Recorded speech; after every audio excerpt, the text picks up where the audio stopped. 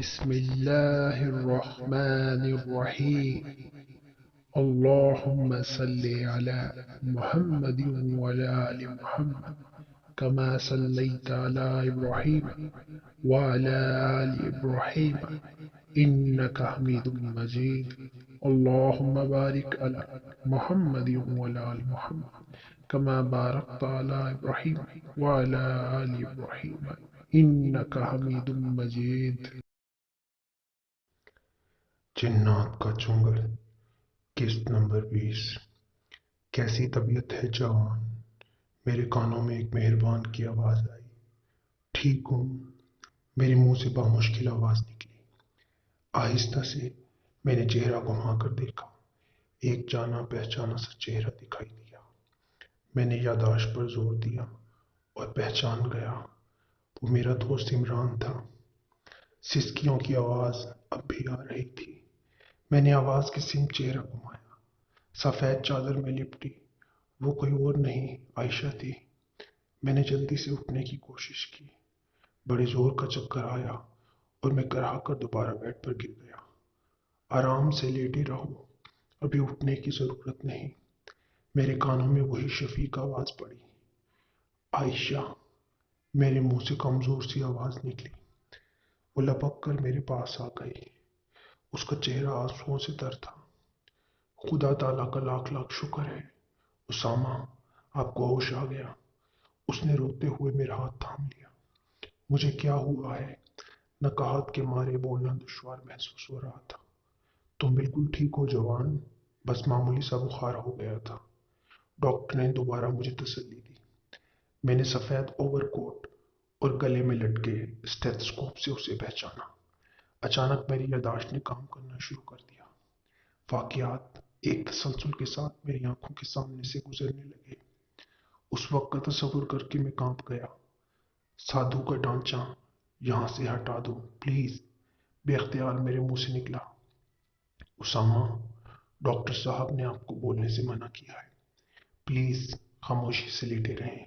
عائشہ نے پیار سے میرے ماتھے پر آئے پسینے کو اپنی چادر کے پلو سے صاف کیا۔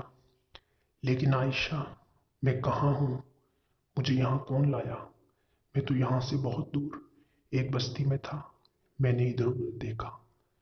یہ تو ہسپتال کا کمرہ لگتا ہے۔ آپ کو بہت تیز بخار تھا، اس لیے میں آپ کو یہاں لے آئی تھی۔ اب آپ کی طبیعت بالکل ٹھیک ہے، کل انشاءاللہ ہم گھر چلے جائیں گے۔ اس نے مجھے تسلی دی۔ خان بھائی، فکر کی کوئی بات نہیں، آپ کو معمولی بخار ہو گیا تھا، عمران نے میرے پاس آ کر کہا۔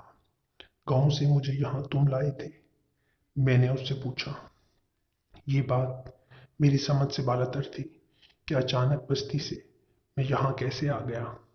ہاں خان بھائی، میں ہی آپ کو یہاں لایا تھا، لیکن بستی سے نہیں، بینک کے باہر آپ گاڑی میں بے ہوش پڑے تھے، اس نے آہستہ سے کہا۔ اچانک مجھے اپنے بازو میں چبھن کا احساس ہوا۔ نرس مجھے انجیکشن لگا رہی تھی۔ ایک بار پھر میری پلکیں بوجھل ہونے لگی۔ تھوڑی دیر بعد میں غافل ہو گیا۔ جب دوبارہ میری آنکھ کھلی تو دن کے اجالے نے کمرے کو روشن کر رکھا تھا۔ میں نے گردن گھما کر دیکھا۔ عائشہ کرسی پر بیٹھی تسبیح پڑھ رہی تھی۔ جیسے ہی اس کی نظر مجھ پر پڑی، وہ تیر کی طرح میرے پاس آئی۔ اس کے ہونٹ ہل رہے تھے۔ اس نے پہلے تو کچھ پڑھ کر میرے اوپر پھونکا، پھر پوچھا، اسامہ، اب آپ کی طبیعت کیسی ہے؟ ٹھیک ہوں، لیکن تم مجھے یہ بتاؤ، مجھے کیا ہوا تھا؟ میں نے اس کا ہاتھ پکڑ کر پوچھا۔ آپ کو بخار ہو گیا تھا، اس نے پیار سے میرے ہاتھ کو سہلایا۔ لیکن تم مجھے ہاسپٹل میں کیوں لے آئی؟ بخار تو ہو ہی جاتا ہے، کہیں تم مجھ سے جھوٹ تو نہیں بول رہی؟ نہیں اسامہ، میں نے پہلے کبھی آپ سے جھوٹ بولا ہے؟ روحان سی ہو گئی۔ آپ اس وقت ملتان کے نشتر ہاسپٹل میں ہیں، عائشہ نے آہستہ سے کہا۔ عائشہ، یہاں میرے پاس بیٹھو۔ میں نے اس کا ہاتھ پکڑ کر پاس بٹھا لیا۔ سچ سچ بتاؤ، مجھے کیا ہوا تھا؟ کون مجھے یہاں لایا تھا اور کہاں سے؟ مجھے اندیشہ تھا کہیں یہ لوگ مجھے اس گاؤں سے تو نہیں لائے جہاں پر میں نے اس لڑکی کے ساتھ۔ اس کے آگے مجھ سے کچھ سوچا نہ گیا۔ حالانکہ عمران نے بتایا تھا کہ وہ مجھے بینک کے باہر سے بے ہوشی کی حالت میں لایا تھا، لیکن مجھے شبہ تھا شاید وہ اصل بات چھپا گیا ہے۔ آپ کو آج پورے 4 دن بعد ہوش آیا ہے۔ ڈاکٹرز تو آپ کی طرف سے بالکل مایوس ہو چکے تھے۔ ہاسپٹل کے انچارج پروفیسر ڈاکٹر جمیل قریشی صاحب انکل بیگ کے دوست ہیں۔ انہوں نے بڑی توجہ سے آپ کا علاج کیا۔ اطمینان بھرا سانس میرے سینے سے خارج ہو گیا۔ اسامہ، اچانک آپ کو کیا ہو گیا تھا؟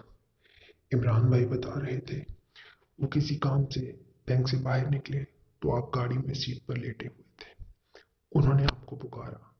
جواب نہ ملنے پر انہوں نے دروازہ کھول کر آپ کے گدھے پر ہاتھ رکھا تو پتہ چلا آپ بخار میں پھونک رہے ہیں۔ وہ آپ کو سیدھا ہسپتال لے گئے اور نازش کو فون پر ساری صورتحال بتائی۔ جب مجھے پتہ چلا تو ہم دونوں ہسپتال آ گئے۔ آپ کا بخار دم بدم بڑھتا جا رہا تھا۔ شام تک ڈاکٹرز بھی گھبرا گئے۔ انہوں نے آپ کو نشتر ہسپتال لے جانے کا مشورہ دیا۔ چنانچہ آپ کو یہاں لایا گیا۔ آج 5ویں دن آپ کا بخار اترا ہے۔ عائشہ نے مجھے تفصیل بتائی۔ بچے کہاں ہیں؟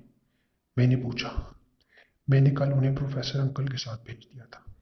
آیت بہت تنگ کر رہی تھی، عائشہ نے بتایا۔ میں نے ایک بار پھر آنکھیں موند لیں۔ پریشانی میں مجھے پوچھنا یاد ہی نہیں رہا۔ لیکن آپ کہاں چلے گئے تھے؟ عائشہ نے پوچھا۔ میں کہیں ضروری کام سے گیا ہوا تھا۔ وہاں میری طبیعت خراب ہو گئی۔ بمشکل بینک تک گاڑی ڈرائیو کرتا آیا۔ اس کے بعد مجھے ہوش نہ رہا۔ میں نے فوراً کہانی گھڑ دی۔ یہ سن کر مجھے بڑا اطمینان ہوا تھا کہ عائشہ کو کسی بات کا پتہ نہیں چلا۔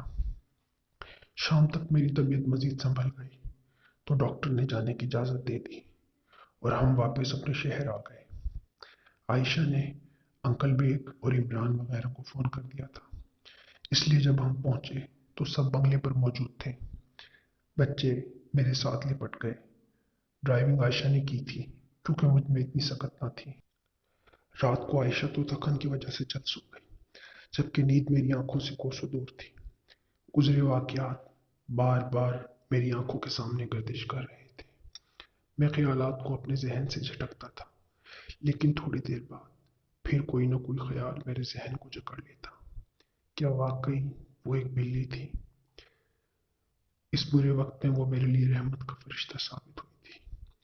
کیا ایک معمولی سے جانور کے لیے ممکن ہے کہ وہ اتنے طاقتور سادھو کو منٹوں میں ادھیڑ کر رکھ دے؟ سادھو کی جادوئی طاقت میں اپنی آنکھوں سے دیکھ چکا تھا۔ اس بدبخت نے مجھے اتنا بے بس کر دیا تھا کہ میں اپنے جسم کو ہلانے سے معذور ہو گیا تھا۔ واقعی وہ ایک بلی ہے یا میں جتنا سوچتا اتنا ہی الجھتا گیا۔ آخر کار تنگ آ کر میں نے خواب آور دوا کی ایک خوراک لی جس سے مجھے نیند آ گئی۔ رات کا جانے کون سا پہر تھا کہ میری آنکھ کھل گئی۔ کمرے میں گھپ اندھیرا چھایا ہوا تھا۔ حالانکہ مجھے اچھی طرح یاد ہے جب ہم سونے لگے تھے تو عائشہ نے لائٹ بجھا کر 0 پاور کا نیلا بلب جلا دیا تھا۔ عائشہ دوسری طرف کروٹ بدلے سو رہی تھی۔ اس کی ہموار سانسوں کی آواز کمرے کی خاموشی میں آ رہی تھی۔ سردی بڑھ گئی تھی۔ میں نے اپنے پیروں کے گرد کمبل کو اچھی طرح لپیٹ لیا۔ ابھی میں آنکھیں بند کرنے ہی لگا تھا، مجھے اندھیرے میں 2 نقطے چمکتے نظر آئے۔ ان سے دودھیا روشنی نکل کر میرے چہرے پر پڑنے لگی۔ میں چونک گیا۔ میرے کانوں میں میاؤں کی ہلکی سی آواز آئی۔ بے اختیار میں نے سائیڈ لیمپ جلا دیا۔ کمرے میں ہر طرف روشنی پھیل گئی۔ میری نظر سامنے پڑی تو میں دنگ رہ گیا۔ وہی بلی جس نے مجھے سادھو کے چنگل سے بچایا تھا بیٹھی تھی۔ وہ یک ٹک میری طرف دیکھ رہی تھی۔ میں بیڈ سے اتر کر اس کی طرف بڑھا۔ بہرحال وہ میری محسن تھی۔ اگر اس نازک وقت میں وہ میری مدد نہ کرتی تو بے اختیار مجھے جھرجھری آ گئی۔ جیسے ہی میں بلی کی طرف بڑھا وہ بدک کر مجھ سے کچھ فاصلے پر پہنچ گئی۔ میں دوبارہ اس کی طرف بڑھا تو اس نے پھر وہی حرکت کی۔ وہ برابر میری طرف دیکھ رہی تھی۔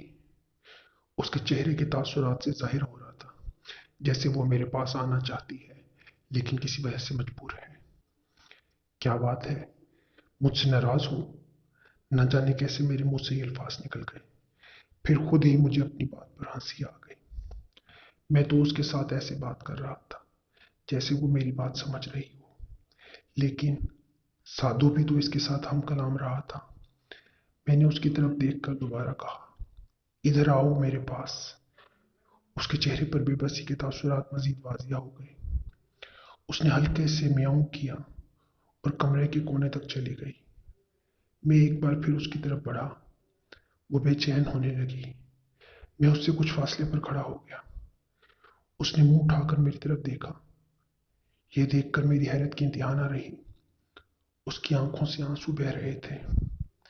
کچھ دیر تک وہ میری طرف دیکھتی رہی، پھر مزمحل ہو کر اٹھی اور کھڑکی کی چوکھٹ پر چڑھ گئی۔ ایک بار پھر اس نے میری طرف مڑ کر دیکھا، پھر باقاعدہ پنجے سے پردہ ہٹا کر اس کے پیچھے چلی گئی۔ میں جلدی سے آگے بڑھا اور پردہ ہٹا کر دیکھا، لیکن وہاں تو ایک چونٹی بھی نہ تھی۔ میں نے چاروں طرف نظریں دوڑائیں، لیکن بلی کہیں بھی نہ تھی۔ کہانی ابھی جاری ہے۔ کہانی کی آنے والی اپڈیٹ سے باخبر رہنے کے لیے آج ہی اپنے اس چینل کہانی پوائنٹ کو سبسکرائب کیجیے اور ہماری ویڈیوز کو زیادہ سے زیادہ لائک اور شیئر کیجیے۔ اللہ ہم سب کا حامی و ناصر ہو۔ خدا حافظ۔